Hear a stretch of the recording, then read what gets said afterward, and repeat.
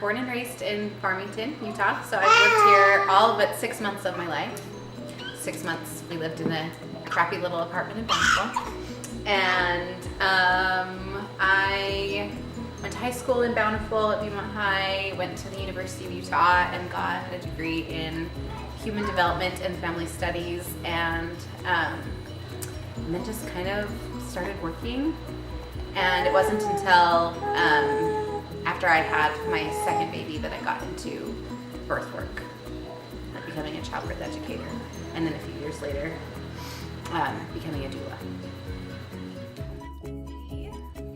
It took us about 2.5 years to have a baby. When we decided, we're like, yay, let's have a baby, and then no baby came, and no baby came. So it took us about 2.5 years from when we decided that it was time to start trying to get pregnant for us to actually have a baby. And so through that infertility, and you know, my infertility story is not a long one, and it's not even a particularly awful one. It resolved pretty easily once we figured out what was going on.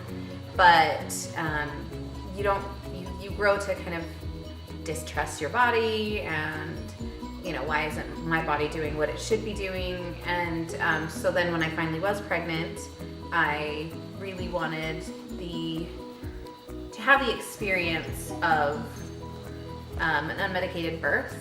My mom had given birth to all 5 of her kids without an epidural, and so I was like, if she can do it, so can I. So that's really kind of what led me on the path. And then my first birth experience was really empowering, really hard, but really empowering.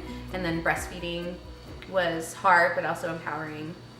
And then my second birth was really when she was, just how she was born and the story behind it, just made me think like, this was a really amazing experience, and I want every woman to be able to have the opportunity to experience that kind of birth. So that was probably, Rory's birth was probably what really pushed me into saying like, this is something that I want to do.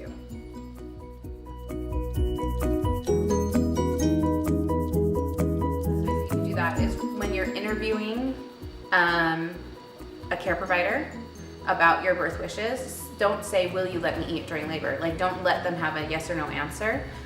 Ask them, how do you feel about women eating while they're laboring?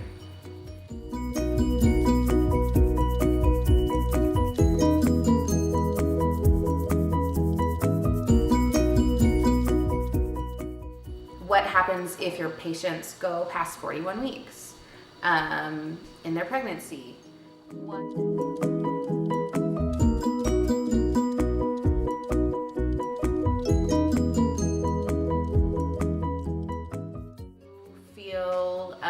How do you feel about induction? When would you do a C-section?